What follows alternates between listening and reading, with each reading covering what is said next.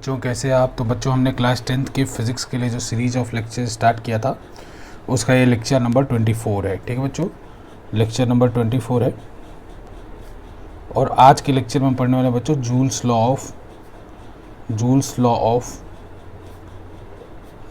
Of heating के बारे में।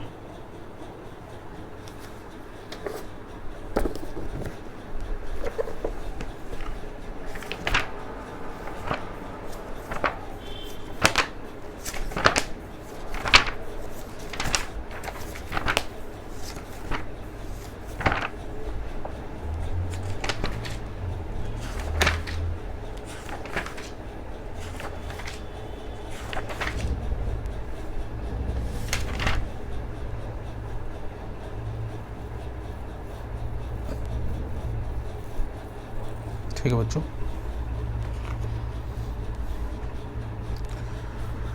तो इनका स्टेटमेंट लिख लो बच्चों। कि पहले हम यही जान लेते हैं कि जूल्स लॉ ऑफ हीटिंग क्या होता है। तो इनका स्टेटमेंट लिख लो बच्चों, कि इनका लॉ ऑफ हीटिंग क्या है जूल्स का। देखो, तो जूल्स ने बताया था बच्चों इसका स्टेटमेंट कि work done in overcoming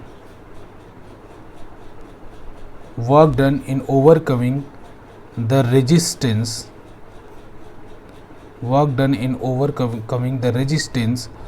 of the flow of charge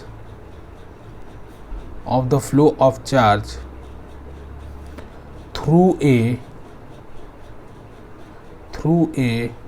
conductor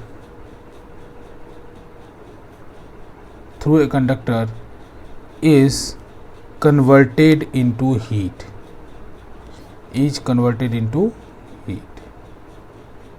ठीक है बच्चों, जूल्स लॉ ऑफ हीटिंग का स्टेटमेंट ये है कि work done in overcoming the resistance of the flow of charge through a conductor is converted into heat. ठीक है, मतलब बच्चों जो भी वर्क डन करना पड़ेगा, किसको वर्क डन करना पड़ेगा? बैटरी को। जो बैटरी को वर्क डन करना पड़ेगा एक चार्ज के लिए, चार्ज जो कि फ्लो कर रहा है कंडक्टर से, उसको रेजिस्टेंस फील होता है कंडक्टर से बच्चों। तो उस रेजिस्टेंस को ओवरकम करने के लिए बैटरी वर्क करती है। तो जो बैटरी वर्क करती है उसका जो वर्क डन है वो किस में कन्वर्ट हो जाता है? उसका वर्क डन कन्वर्ट हो जाता है बच्चों हीट में। इसी को बोलते हैं हम जूल्स लॉ ऑफ हीटिंग। तो बच्चों जूल्स ने ऐसा देखा था कि जब उन्होंने अपना एक्सपेरिमेंट परफॉर्म किया तो उन्होंने देखा था कि this H is the heat produced. ठीक है, एच को देखा था, एच को मैं हीट प्रोड्यूस कर रहा हूँ, तो उन्होंने देखा था H is directly proportional to the square of the current, and it is also directly proportional to the resistance of the conductor, and it is also directly proportional to the time, कि कितने time के लिए current उस conductor के अंदर flow किया। तो joules ने बच्चों एक्सपेरिमेंट परफॉर्म किया, और एक्सपेरिमेंट परफॉर्म करने के बाद उन्होंने बताया कि ये जो एच है, एच यानी हीट प्रोड्यूस्ड जो है कंडक्टर में, वो किन किन फैक्टर्स के ऊपर डिपेंड करता है। तो उन्होंने बताया कि ये करंट के स्क्वायर के ऊपर डिपेंड करता है। कौन सा करंट है बच्चों? जैसे मान लो एक कंडक्टर मैंने लिया आर के रेजिस्टेंस का, तो इसके थ्रू जो करंट फ्लो कर रहा है उसका स्क्वायर। ठीक है, इससे हमारा जो फॉर्मूला बना था बच्चों एक्सपेरिमेंट के बाद, उन्होंने फॉर्मूला एक बताया था हमें I²R इंटू टी। तो जूल्स ने हमें बताया था कि heat produced in a conductor is directly proportional to the square of current, and is also directly proportional to resistance, and also directly proportional to the time। ठीक है, तो इन सब चीज़ों को मिला के एक फार्मूला बना, और इसी को बोलते हैं बच्चों जूल्स लॉ ऑफ हीटिंग। ठीक है, इसको बोलते हैं joules law of heating. Further बच्चों हमने देखा कि अरे ये तो कुछ ऐसा दिख रहा है, हमने थोड़ा सा इसको मॉडिफाई किया कि कुछ ऐसा दिख रहा है कि भाई कि इलेक्ट्रिकल एनर्जी ही हीट में कन्वर्ट हो जा रही है। हमने यहाँ पे देखा, तो उन्होंने बताया था क्या कि work done in overcoming the resistance. इसका मतलब वर्क डन किसका था? बैटरी का। तो यानी बैटरी की ही एनर्जी किस में कन्वर्ट हो रही है? हीट में। तो उसके बाद हमने क्या किया कि हीट के और भी फॉर्मूले हमने इवॉल्व कर लिए, क्योंकि यहाँ पे अगर आप ध्यान से देखो बच्चों, ये I²R क्या है? Electrical power. तो उन्होंने बोला था भाई इलेक्ट्रिकल पावर इंटू टाइम, हमें पता है क्या होता है बच्चों? Electrical electrical energy H equal to electrical energy. Electrical energy क्यों कह रहा हूँ बच्चों, क्योंकि जूल्स ने एक्सपेरिमेंटली निकाला था कि जो इलेक्ट्रिकल एनर्जी है वही कन्वर्ट हो रही है किसमें, हीट में, ठीक है। अब उसके बाद हमने क्या देखा, ये किसके बराबर होती है, P इंटू टी के बराबर। इसी फॉर्मूले से हमने आइडिया लिया कि ये P इंटू टी के बराबर है, तो इसके हमने और भी फॉर्मूले आगे चल के निकाल लिए बच्चों। तो P इंटू टी को और क्या लिख सकते हो, P इंटू टी को आप लिख सकते हो I square R into T, जो कि जूल्स ने निकाला था। इसको और क्या लिख सकते हो, पुराने फॉर्मूले याद करो पावर के, V स्क्वायर इंटू टी भी लिख सकते हो। तो H का हमारे पास एक पूरा टोटल इतने सारे फॉर्मूले बन गए, ये फॉर्मूले, ठीक है, ये फॉर्मूले। और बच्चों एक और फार्मूला, जैसे H equal to P into T होता है, तो P को क्या लिख सकते हो, VIT भी लिख सकते हो। तो अगर किसी भी कंडक्टर के क्रॉस अगर आपको वोल्टेज पता हो, करंट पता हो और टाइम पता हो, तो आप ऐसे भी निकाल सकते हो, ठीक है बच्चों। एक और फार्मूला मैं डायरेक्ट आपको बताना चाहता हूँ कि इस फार्मूले को अगर थोड़ा सा मॉडिफाई करोगे तो एक बार बताओ, I इंटू टी किसके बराबर होगा, चार्ज के बराबर। तो हीट इसके भी बराबर होता है V इंटू क्यू के बराबर। यानी बच्चों V यहाँ पे क्या है, पोटेंशियल डिफरेंस। पोटेंशियल डिफरेंस देख लेना बच्चों, इसके एप्लीकेशन आए हुए हैं कि अगर आप डायरेक्ट, बच्चों हमें पता है कि हीट जो है इलेक्ट्रिकल एनर्जी के बराबर होता है, तो इलेक्ट्रिकल एनर्जी किसके बराबर होता है, पावर इंटू टाइम के। तो पावर को ऐसे भी तो लिख सकता हूँ VIT। तो I इंटू टी क्या होता है, पहला फॉर्मूला याद करो, I बराबर क्या होता है, Q बाई टी। तो वहाँ से मैं Q को क्या लिख सकता हूँ, I इंटू टी। तो यहाँ से ये फॉर्मूला याद रखना, ये कॉमन फॉर्मूला नहीं है बच्चों, इसलिए इसको आपको याद रखना है, ठीक है बच्चों। क्लियर है यहाँ तक, ये V पोटेंशियल डिफरेंस है और Q आपका चार्ज है, ठीक है बच्चों, Q आपका चार्ज है, ठीक है, ठीक है बच्चों। तो ये सिंपल है और इसके बाद इसके ऊपर हम कुछ न्यूमेरिकल करेंगे और उसके बाद हम आगे की तरफ बढ़ेंगे, ठीक है बच्चों। तो एक क्वेश्चन करते हैं बच्चों। क्वेश्चन है, एक करेंट ऑफ 0.5 एम्पियर, एक current of 0.5 ampere flows through a resistance of 20 ohm for 30 minutes, of 20 ohm for 30 minutes. Find the electrical energy spent. Find the electrical energy spent. कितनी इलेक्ट्रिकल एनर्जी खर्च हुई बच्चों, वो हमें बताना है। क्वेश्चन दोबारा रिपीट कराओ। Current of 0.5 ampere flow through a resistance of 20 ohm for 30 minutes, find the electrical energy spent, ठीक है। अब देखो बच्चों, यहाँ पे हम देख लेते हैं क्वांटिटीज़ में कि क्या क्या चीज़ है। पहले आप इसको खुद अटेम्प्ट करो बच्चों। तो डायरेक्ट फार्मूले पे है ये, आई की वैल्यू कितनी है, 0.5 एम्पियर। फिर आपके आर की वैल्यू कितनी दे रखी है, आर की वैल्यू दे रखी है आपको 20 ओम, ठीक है। और टाइम की वैल्यू आपको कितनी दे रखी है, टाइम की वैल्यू दे रखी है आपने 30 मिनट, ठीक है बच्चों। तो मुझे डायरेक्ट पता है कि according to Joule's law of heating जो H है या E है वो किसके बराबर है, I square R into T के बराबर, I square R into T के बराबर। तो डायरेक्ट देखो बच्चों, I की वैल्यू कितनी है 0.5 का स्क्वायर इंटू R की वैल्यू कितनी है 20 इंटू टी की वैल्यू कितनी है 30। तो आपको इसको किस में बदल के रखना है बच्चों, इसमें बदल के रखना है सेकेंड में। इसको जब आप सॉल्व करोगे तो आपकी वैल्यू निकल के आएगी 9000 जूल, ठीक है बच्चों। एक अगला क्वेश्चन लिखो बच्चों, अगला क्वेश्चन लिखो। एक current of 4 ampere flows through a 12 volt car lamp for 10 minutes, ठीक है बच्चों। What is the energy consume, ठीक है। एक current of 4 ampere flows through a 12 volt car lamp for 10 minute, full stop, what is the energy consume, ठीक है बच्चों, ये क्वेश्चन है। तो देखो करंट की वैल्यू इसकी बार कितना दे रखा है बच्चों, 4 एम्पियर। वोल्टेज की वैल्यू कितनी दे रखी है हमें, 12 वोल्ट, ठीक है। और उसके बाद टाइम की वैल्यू कितनी दे रखी है, 10 मिनट्स, ठीक है, 10 मिनट्स। तो बिल्कुल कर सकते हो। हीट का वैल्यू कितना होता है बच्चों, एक और फार्मूला हमने पढ़ रखा है डायरेक्ट, VIT। तो इसका मतलब V का वैल्यू कितना है 12, I का वैल्यू कितना है 4 और T का वैल्यू कितना है 10 इंटू 60, ठीक है। तो इसको सॉल्व करोगे बच्चों, तो निकल के आएगी 28800, इतनी जूल इसके वैल्यू निकल के आएगी, ठीक है बच्चों। एक क्वेश्चन लिखो। एन इलेक्ट्रिक बल्ब, 3 तरीके के फॉर्मूले पढ़े, तो बच्चों हर फॉर्मूले पे एक क्वेश्चन करा दे रहा हूँ आपको, ताकि आपको ये आइडिया हो पाए कि किस तरीके से हमें सोचना है, ठीक है। तो अब एक क्वेश्चन लिखो बच्चों। An electric bulb of resistance 480 ohm, an electric bulb of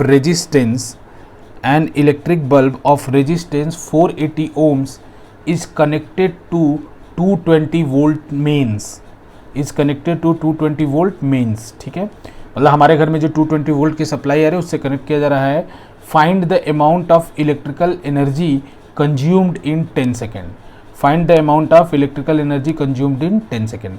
तो देखो बच्चों यहाँ पे क्या दे रखा है, उस बल्ब के क्रॉस हमें क्या दे रखा है V की वैल्यू कितनी दे रखी है 220 वोल्ट, और साथ में हमें क्या दे रखा है उस बल्ब का रेजिस्टेंस दे रखा है, रेजिस्टेंस दे रखा है बच्चों 480 ओम, और उसके बाद वो क्या दे रखा है कि 10 सेकेंड में, यानी टी की वैल्यू 10 सेकेंड दे रखी है, हमें 10 सेकेंड में एनर्जी कंज्यूम निकालना है। तो सिंपल बच्चों आपकी बार ये फार्मूला यूज कर ले V²/R into T, V²/R into T, ठीक है बच्चों। तो इसमें V की वैल्यू पुट कर दो 220 into 220 into 10 divided by R की वैल्यू कितनी की 480। इसको सॉल्व करोगे बच्चों तो इसकी वैल्यू निकल के आएगी 1008 जूल, ठीक है। इस तरीके से देख रहे हो बच्चों, 3 फार्मूले थे, तीनों फार्मूले मैंने एक एक क्वेश्चन करा दिया, ठीक है बच्चों। एक और क्वेश्चन लिखो, ये आपके एनसीईआरटी का भी क्वेश्चन है, ठीक है।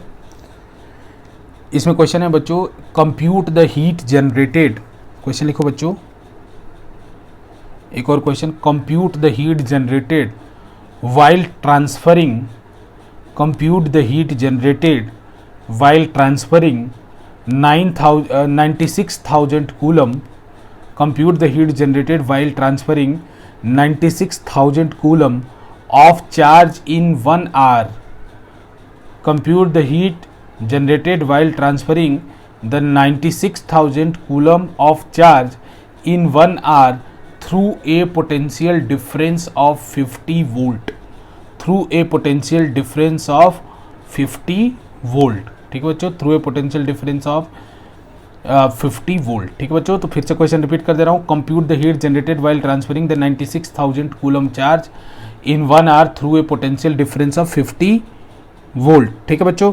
तो देखो यहाँ V की वैल्यू कितनी दे रखी है 50 वोल्ट, ठीक है। Q का वैल्यू कितना दे रखा है 96,000, Q का वैल्यू दे रखा है 96,000 और टाइम का वैल्यू दे रखा है 1 आवर।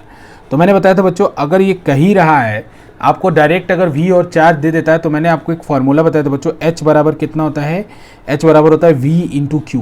टाइम का कोई रिक्वायरमेंट ही नहीं है। अगर आपने मुझे ये बता दिया कि पोटेंशियल डिफरेंस इतना है और उसने इतना चार्ज फ्लो कराया, तो मैं डायरेक्ट हीट के लिए फार्मूला लगा सकता हूँ V इंटू Q। तो V कितना है 50, Q की वैल्यू कितनी है बच्चों 96,000, ठीक है। इसको जब आप सॉल्व करोगे बच्चों तो एक बड़ा नंबर आएगा, दैट इज 4.8 इंटू 10⁻⁶ जूल, ठीक है। तो इस तरह से भी क्वेश्चन है बच्चों, सारे फॉर्मूले जैसे मैंने आपको सारे फॉर्मूले पे क्वेश्चन करा दिए, I²RT पे भी, VIT पे भी, V²/RT पे भी और H = VQ पे भी। इसकी ये इंपॉर्टेंट है, इसको ध्यान रखना है ना, समझ में आया, क्लियर है बच्चों। बच्चों एक क्वेश्चन लिखो, क्वेश्चन है कि find the heat produced by, question है बच्चों, find the heat produced by the each registers in 5 second, each registers in 5 seconds, and then also find the total heat, through the following circuit, तो question है बच्चों, find the heat produced by the each registers in 5 second and then also find the total heat through following circuit, ठीक है बच्चों। तो circuit कैसा बना रखा है, सर्किट बना दे रहा हूँ, सर्किट कुछ इस तरीके से दे रखा है बच्चों 2 ओम, फिर उसके बाद इस तरीके से 3 ओम, ठीक है।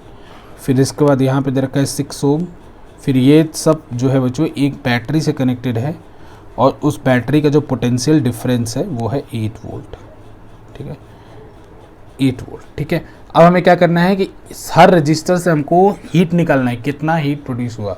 तो सबसे पहले बच्चों हीट निकालने के लिए, अगर मान लो मुझे इस रजिस्टर से हीट निकालना है कितना प्रोड्यूस हुआ, तो मुझे अगर इस रजिस्टर के क्रॉस पोटेंशियल 5 सेकंड, देखो पहले देखते हैं कि क्या क्या हमें दे रखा है। तो हमें टाइम की वैल्यू दे रखी है बच्चों, कितनी टाइम की वैल्यू दे रखी है 5 सेकंड, ठीक है, और बाकी डायग्राम में इन्फॉर्मेशन है। अब देखो इसमें अगर 5 सेकंड में कितना हीट प्रोड्यूस होगा 3 ओम के क्रॉस अगर मुझे चाहिए, तो मुझे क्या क्या चाहिए, मुझे रेजिस्टेंस गिवन है, तो मैं कोई भी फार्मूला यूज कर सकता हूँ, मैं I²R इंटू टी भी यूज कर सकता हूँ, मैं V²/R इंटू टी भी यूज कर सकता हूँ। लेकिन क्या चीज़ है, क्या मुझे या तो इसके क्रॉस करंट चाहिए कि इसमें करंट कितना जा रहा है I1, या तो मुझे इसके क्रॉस वोल्टेज चाहिए कि इसके क्रॉस वोल्टेज कितना है V1 या V2 में कह रहा हूँ, इसके क्रॉस है ना, इसके क्रॉस भी एक वोल्टेज होगा V1, इसके क्रॉस जो टोटल करंट, अगर मैं ऐसे कहूँ टोटल करंट आई जा रहा होगा, इसमें करंट I2 जा रहा होगा, इस तरह थोड़ा करंट का डिवीजन कर दे रहा हूँ, आई जा रहा होगा I1 I2 और इस तरह सिचुएशन। तो देखो बच्चों, अगर इस 3 ओम से मुझे निकालना है हीट, मैं अपने बात पे वापस आता हूँ, तो मुझे क्या चाहिए, इस या तो मुझे 3 ओम के क्रॉस करंट बता दो कि ये I1 की वैल्यू कितनी है, या तो मुझे ये बता दो कि ये V2 की वैल्यू कितनी है। अगर I1 बता दोगे तो मैं कौन सा फॉर्मूले का यूज कर लूँगा, I2R इंटू टी का। अगर मुझे आप V बता दोगे, याद रखना V²/R वाला फॉर्मूला जो है उसमें V जो होता है उस कंडक्टर के एक्रॉस होता है। ऐसा नहीं कि 8 वोल्ट का बैटरी लगाया तो 8 वोल्ट डाल दोगे फॉर्मूले में, ऐसा नहीं है। जो उस रजिस्टर के क्रॉस आपका पोटेंशियल डिफरेंस होगा उसको आपको डालना है। तो यानी मुझे इसके लिए अगर V2 पता चल जाए तो भी मैं निकाल लूँगा कौन सा फॉर्मूला यूज करके, V2² इंटू टी करके। तो मेरे पास दोनों सिचुएशन है, मैं दोनों सिचुएशन में पता लगा सकता हूँ। तो सबसे पहले मैं ऐसा करता हूँ बच्चों कि इसमें I निकाल लेता हूँ। I निकालने के बाद मुझे इसके क्रॉस V2 पता चल जाएगा और फिर ये मुझे V1 भी पता चल जाएगा, तो मैं डायरेक्ट V2²/R इंटू टी कर लूँगा। ठीक है, तो चलो I निकालते हैं पहले कि टोटल I कितना हुआ। तो सबसे पहले I निकालने के लिए मैंने आपको क्या बताया था, R इक्विवेलेंट निकालो बच्चों। तो ये 2 ओम है, इन दोनों का अगर इक्विवेलेंट रेजिस्टेंस निकालोगे तो कुछ ऐसा निकल के आएगा 2 ओम। और इसको सॉल्व करो 1/3 + 1/6, या अगर 2 रेजिस्टेंस हो बच्चों तो आप डायरेक्ट भी R इक्विवेलेंट कैलकुलेट किया करो, R1 R2 divided by R1 + R2। अगर 2 रेजिस्टेंस है तो डायरेक्ट भी, यानी दोनों रेजिस्टेंस का मल्टीप्लिकेशन डिवाइडेड बाई दोनों रेजिस्टेंस का सम। तो कितना हो जाएगा 18, और मल्टीप्लिकेशन करोगे 6 3 जा 18, सम करोगे 6 + 3 9, तो कैंसिल करोगे 2 आएगा। ठीक है ना, तो यानी इसका भी रेजिस्टेंस कितना आएगा 2 ओम। ठीक है, इसका भी रेजिस्टेंस कितना आएगा 2 ओम। फिर ये किससे कनेक्टेड है, 8 वोल्ट की बैटरी से। अब एक बात देखो बच्चों, एक शॉर्टकट मेरे को और सूझा कि अगर ये 2 ओम का है तो इसके क्रॉस पोटेंशियल कितना हो जाएगा 4 वोल्ट, और इसके क्रॉस भी पोटेंशियल कितना हो जाएगा 4 वोल्ट। क्योंकि अगर रेजिस्टेंस इक्वल है तो पोटेंशियल भी इक्वली ही डिवाइड होगा। तो ऐसे मैंने लिख लिया 4 वोल्ट। अगर आप चेक करना चाहते हो तो चेक भी कर लो। I की वैल्यू कितनी निकलेगी, I की वैल्यू आएगी V/R इक्विवेलेंट। तो जरा V की वैल्यू निकालो, तो 8/4 यानी कितना आएगा 2 एम्पियर। R इक्विवेलेंट की वैल्यू 4 हो जाएगी ना बच्चों, क्योंकि देखो 2 + 2 कितना हो जाएगा 4, तो 2 एम्पियर आ गया, यानी इसमें करंट जो फ्लो करेगा 2 एम्पियर। अब एक बात बताओ, अगर करंट 2 एम्पियर फ्लो कर रहा है, उसका रेजिस्टेंस 2 ओम है, तो इसके क्रॉस पोटेंशियल तो 4 वोल्ट हुआ ही ना। और इसके क्रॉस भी देख लो, इसमें भी करंट 2 एम्पियर फ्लो कर रहा है, तो इसके क्रॉस पोटेंशियल 4 वोल्ट हुआ। मैंने वैसे भी सोच लिया, मैंने डायरेक्ट भी सोच लिया कि अगर ये दोनों इक्वल हैं तो इसमें ये वोल्टेज भी इक्वली डिवाइड होगा, क्योंकि 8 वोल्ट का वोल्टेज ही डिवाइड होता है। तो मैंने ऐसा समझा कि ठीक है भाई 4 वोल्ट। तो अब मेरा देखो, इस 2 ओम से तो मेरा आंसर आ गया, यानी इस पहले वाले 2 ओम से मैं डायरेक्ट आंसर बता सकता हूं, जो मुझसे पूछा था कि find the heat generated through the each register. तो मैं अगर निकालूं heat generated by 2 ohm register, तो क्या करूं बच्चों, क्या करूं, देखो मेरे को इस रजिस्टर के क्रॉस दोनों चीज़ मिल गई है, करंट भी मिल गई है, तो ये फार्मूला भी लगा सकता हूँ हीट के लिए, कितना I2R इंटू टी। तो चलो वही लगा लेता हूँ, H = I2R इंटू टी। तो मैंने क्या किया, I की वैल्यू 2 रख दिया, 2 का स्क्वायर इंटू R की वैल्यू 2, और टाइम का वैल्यू मैंने रख दिया 5 सेकेंड। तो इसको जरा सॉल्व करो तो कितना हो जाएगा 8 × 5 यानी कितना है 40 जूल। ठीक है बच्चों, 8 × 5 यानी 40 जूल। ठीक है, अब चलो अगर मान लो मुझे वोल्टेज से मैं नहीं करता, अगर मुझे इसके क्रॉस वोल्टेज भी पता था, मान लो मैं करंट से नहीं, मेरा ये फार्मूला, किसी ने बोला कि सर मेरा ये फार्मूला लगा लो, उससे भी आंसर सेम आएगा, V²/R इंटू टी। तो देखो जरा, तो V का वैल्यू कितना था, V का वैल्यू था 4, तो कितना हो जाएगा 16, 4 का स्क्वायर यानी 16 इंटू टाइम का वैल्यू कितना है 5, और R का वैल्यू कितना है 2। तो अभी देख लो 16 5 जा 80, 80/2 यानी अभी भी कितना आया 40 जूल। तो मतलब आप कोई भी फार्मूला यूज कर सकते हो, I2R इंटू टी भी, V²/R इंटू टी भी। लेकिन क्या समझना है आपको कि वोल्टेज हमेशा उस रजिस्टर के क्रॉस वाला होना चाहिए, ये टोटल वाला नहीं होना चाहिए।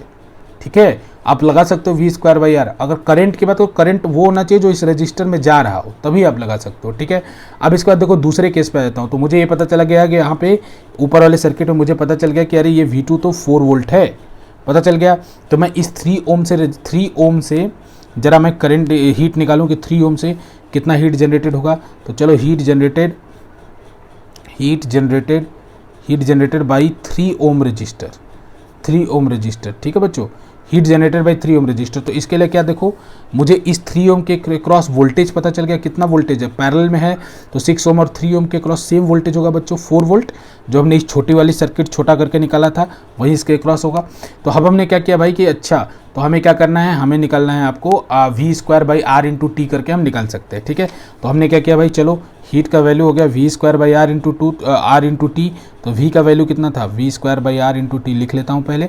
तो वी का वैल्यू कितना था 4 का स्क्वायर डिवाइडेड बाई आर का वैल्यू कितना है 3 इंटू टी इंटू 5। तो कितना हो जाएगा बच्चों 80/3 जूल। ठीक है। अब उसी तरह से हीट जनरेटेड बाई 6 ओम। अब मान लो बच्चों कोई बच्चा कि सर मैं आई स्क्वायर आर लगाना चाहता हूँ इसमें, बोले कि सर मैं ये V square by R into T से नहीं मैं करना चाहता हूँ, मैं आई स्क्वायर आर लगाना चाहता हूँ। तो उसको क्या करना पड़ेगा, उसको I1 निकालना पड़ेगा। तो I1 कैसे निकालेगा वो, तो I1 का वैल्यू कितना हो जाएगा बच्चों, मैंने पढ़ाया था कि अगर आपको इसके क्रॉस वोल्टेज पता चल गया है तो रेजिस्टेंस पता है, तो I1 का वैल्यू कितना हो जाएगा, I1 का वैल्यू हो जाएगा 4/3 वोल्ट जो इसके क्रॉस है, जो इसका रेजिस्टेंस है 4/3 एम्पियर। ठीक है। तो अब चलो दूसरा मेथड भी है, कोई बच्चा बोले कि भाई सर अब मैं आई स्क्वायर आर इंटू टी से निकालना चाहता हूँ, तो चलो भाई निकाल लो, मेरे कोई दिक्कत नहीं। आई स्क्वायर, तो यहाँ पे आई स्क्वायर की जगह क्या हो जाएगा I1 का स्क्वायर, जो इसमें करंट जा रहा था उसका स्क्वायर, I1 का square into R into T. मैं दोनों मेथड करके दिखाते जा रहा हूँ बच्चों। तो मैंने I1 की वैल्यू कितनी निकाल ली 4/3 एम्पियर। तो देखो 4/3 का स्क्वायर इंटू आर का वैल्यू कितना है बच्चों, आर का वैल्यू 3 ओम, मल्टीप्लाई कर लो 3 इंटू 5। फिर से देखो बच्चों 16/9 इंटू 3, 16/9 इंटू 3 इंटू 5। देखो 3 3 जा 9, देख लो अभी भी 80/3 आया। तो किसी भी तरीके से आप कैलकुलेट करो, बस ध्यान इस बात का रखो कि जब करंट आई स्क्वायर आर लिख रहे हो तो करंट हमेशा उस रजिस्टर में जो जा रहा है वो होना चाहिए। अगर वी स्क्वायर बाई आर लिख रहे हो, आर इंटू टी लिख रहे हो, तो वोल्टेज हमेशा उस रजिस्टर के अक्रॉस होना चाहिए। तो इस तरीके से बच्चों एक हमारा जो 6 ओम के अक्रॉस भी जो आपका हीट फ्लो होगा वो निकाल लो। कैसे निकालोगे, तो heat generated by 6 ohm register. अब तीसरा पोर्शन बच्चों heat generated by 6 ohm register. Heat generated by 6 ohm register कितना होगा बच्चों, तो फिर से डायग्राम में देख लो, तो 6 ओम के रजिस्टर के क्रॉस में वोल्टेज कितना है 4 वोल्ट। तो 6 ओम रजिस्टर के क्रॉस वोल्टेज 4 वोल्ट है, तो H बराबर कितना लिख लो V square by R into T. तो V का वैल्यू कितना है 4, यानी 4 का स्क्वायर इंटू आर का वैल्यू कितना है 6 इंटू टी का वैल्यू कितना है 5। तो कितना हो जाएगा बच्चों 16 इंटू 5/6, यानी कितना आ जाएगा बच्चों 80/6। तो कैंसिल कर दो, कितना आ जाएगा 40/3 जूल। इसका आंसर आ जाएगा 40/3 जूल। अब देखो बच्चों मेरे से पूछा था क्वेश्चन का सेकंड पार्ट था कि find the total heat generated in 5 second. तो मैं क्या करूं कि इन सबको इंडिविजुअली जोड़ दूं। तो इंडिविजुअली जोड़ दूं तो बच्चों मेरे पास 3 हीट जो है, टोटल हीट अगर मुझे निकालना है एच टोटल हमको निकालना है। तो जितना आपने इंडिविजुअल हीट निकाला सबको जोड़ दीजिए। तो मेरी वैल्यूज़ क्या क्या निकल के आई, मेरी वैल्यूज निकल के आई थी कि भाई 2 ओम से आया था 40 जूल, 3 ओम से आया था 80/3 जूल, और अभी हमने इससे कैलकुलेट किया है 40/3 जूल। तो हमारा टोटल जो हीट हुआ वो हुआ 40 joule plus 80/3 joule plus 40/3 joule. ठीक है। चलो इसका एलसीएम लेकर इसको सॉल्व कर लो, तो कितना 120 प्लस 80 प्लस 40/3। ठीक है। तो इसको करो, कितना जगह बच्चों 240/3 देख लो कैलकुलेशन। ठीक है। तो इसको करो कितना का 80 जूल, कितना का बच्चों 80 जूल। तो यानी ये जो हमारा आंसर आया वो आंसर हमारा टोटल हीट जो है 80 जूल। अब अगर मान लो हमसे केवल इंडिविजुअल रजिस्टर से हीट ना पूछ के हमसे यही पूछा होता कि टोटल सर्किट से हीट बताओ, तो टोटल सर्किट से हीट बताने के लिए बच्चों मैं डायरेक्ट क्या कर लिया होता, अगर मान लो मुझसे शुरू में ही पूछा होता था, और करके बता रहा हूँ कि शुरू में ही मान लो मुझसे पूछा होता कि केवल एच टोटल बताना है आपको, इंडिविजुअल नहीं बताना है। तो इंडिविजुअल नहीं बताना तो मैं सिंपल फार्मूला ये करता कि सारे सर्किट को इक्विवेलेंट सर्किट में कन्वर्ट कर लेता। तो देखो बच्चों, तो इक्विवेलेंट सर्किट क्या बोलती है 8 वोल्ट, और ये दोनों मिलकर 2 ओम के कितने हो जाते हैं 4 ओम के। ठीक है। तो यहाँ मेरी इक्विवेलेंट सर्किट क्या बनती, इक्विवेलेंट सर्किट बनती 4 ओम, और इसके क्रॉस जो वोल्टेज होता है बच्चों 8 वोल्ट, यही बनती है इक्विवेलेंट सर्किट। अब मुझे करना क्या था, मुझे सिंपल हीट एच टोटल के लिए मैं क्या करता, एच टोटल के लिए मुझे वोल्टेज पता था कितना 8 V square by R into T. तो वोल्टेज मेरे को पता था कितना 8 का स्क्वायर, क्योंकि बच्चों अब ये कॉम्बिनेशन, अब सिंपल समझो कि ये क्वेश्चन है, क्वेश्चन चेंज हो गया, क्वेश्चन को हमने छोटा कर दिया। ठीक है। इक्विवेलेंट रेजिस्टेंस से रिप्लेस कर दिया 8/4 इंटू टी मतलब 5।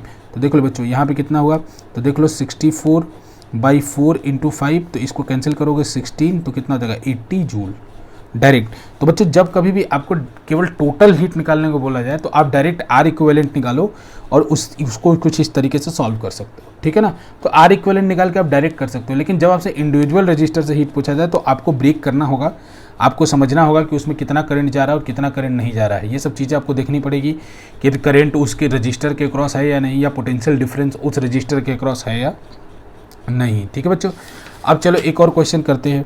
ये क्वेश्चन आपके एनसीईआरटी का है और एनसीईआरटी के आपके इंड टेक्स्ट एक्सरसाइज का क्वेश्चन नंबर 4 है। ठीक है बच्चों, आप इसको देख सकते हो। एनसीईआरटी के आपके एनसीईआरटी का जो एक्सरसाइज है, इंड एक्सरसाइज है, ठीक है, इंड एक्सरसाइज है, उसका क्वेश्चन नंबर, इंड एक्सरसाइज का क्वेश्चन नंबर ये 4 है बच्चों, एमसीक्यू है। ठीक है, क्वेश्चन नंबर 4 है। तो इसको मैं, अगर आपके पास एनसीईआरटी है तो आप देख भी सकते हो, या मैं आपको डिक्टेट कर दे रहा हूँ। 2 conducting wires of same material and of equal length and equal diameter. इसका मतलब कह रहा है बच्चों दो कंडक्टिंग वायर्स हैं of same material of equal length and equal diameter. यानी हमको सिंपल ये वो बताना चाहते हैं कि अगर दो वायर का मटेरियल भी सेम है, यानी उसका रो भी सेम है, और साथ में बताना चाहते हैं कि उसका इक्वल लेंथ है, यानी उसका एल भी सेम है, और ये भी बता रहे हैं कि उसका डायमीटर भी सेम है, यानी उसका एरिया भी सेम है। तो इसका मतलब ये बता रहे हैं कि 2 वायर है, दोनों का रेजिस्टेंस सेम है, यानी 2 वायर है, दोनों का रेजिस्टेंस आर आ रहा है, मैंने अपनी तरफ से मान लिया। ठीक है, ये कहने का बस तरीका उनका अलग हो गया। ठीक है, अब कह रहे हैं are first connected in series then in parallel in a circuit across the same potential difference. ठीक है बच्चों, क्वेश्चन फिर से रिपीट कर दे रहा हूँ। 2 conducting wires of the same material and of equal length and equal diameters, ठीक है, are first connected in series and then in parallel in a circuit across the same potential difference. ठीक है, full stop लगाए हैं। उसके बाद पूछा the ratio of heat produced in series and parallel combination would be. Ratio of heat produced in the series and parallel combination would be. ठीक है बच्चों, ये पूछ रहे हैं कि रेशियो ऑफ हीट क्या प्रोड्यूस हुआ होगा सीरीज और पैरेलल कॉम्बिनेशन में। ठीक है, तो हमको ये सॉल्व करना है। तो एक बार यानी ये आर का रेजिस्टेंस 2 है, एक बार सीरीज में कनेक्टेड था और इस तरीके से ये आर के और सेम पोटेंशियल डिफरेंस से कनेक्टेड है। ये भी इन्होंने बता दिया, यानी वी सेम रखना है दोनों केस में। और इस केस में कह रहे हैं कि इस तरीके से कुछ ये अब की बार पैरेलल में कनेक्टेड है और वी अब की बार सेम है। ठीक है, तो हमें क्या करना है बच्चों, हमें निकालना है कि रेशियो ऑफ हीट प्रोड्यूस। तो इससे जो हीट प्रोड्यूस हुआ है इसको H1 मान लें, इससे जो हीट प्रोड्यूस हुआ है उसको H2 मान लें। तो ये हमसे पूछ रहे हैं कि H1/H2 बताओ, सीरीज टू पैरेलल कितना हीट प्रोड्यूस होगा। तो कुछ नहीं करना है बच्चों, इसको अगर आप देखो इक्विवेलेंट सर्किट में कन्वर्ट कर दो, कितना हो जाएगा 2R, और ये कितना हो जाएगा V। तो अब देखो मैंने अभी जैसे पीछे समझाया था आपको, तो हीट प्रोड्यूस इस केस में कितना हो जाएगा V²/2R, V², क्योंकि बताया था बच्चों आपको V²/R × T। अब इसमें मान लो T टाइम के बात कर लेते हैं कि T टाइम दोनों को देते हैं, इसको भी देते हैं उसको भी देते हैं। तो इसमें हमारा हीट प्रोड्यूस कितना हो जाएगा V²/2R। ठीक है, H1 की वैल्यू हमारी आ गई V²/2R × T। अब जरा H2 की वैल्यू निकालते हैं। तो पहले इसको इक्विवेलेंट रेजिस्टेंस में कन्वर्ट करो, तो इक्विवेलेंट रेजिस्टेंस में कन्वर्ट करोगे तो बच्चों आ जाएगा R/2। ठीक है, और इस तरीके से इसको सेम वोल्टेज के क्रॉस कनेक्ट किया है। तो इसमें जो हीट प्रोड्यूस होगा H2 वो किसके बराबर हो जाएगा V² R/2 × T। तो देखो बच्चों 2 ऊपर चला जाएगा तो कितना हो जाएगा V²/T × T/R। अब क्या करो, H1/H2 निकालो बच्चों। तो H1 का वैल्यू कितना है V²/2R × T। अब H2 डिवाइड में है तो इसको रिवर्स करके मल्टीप्लाई कर दो, है ना। तो R/2V² ×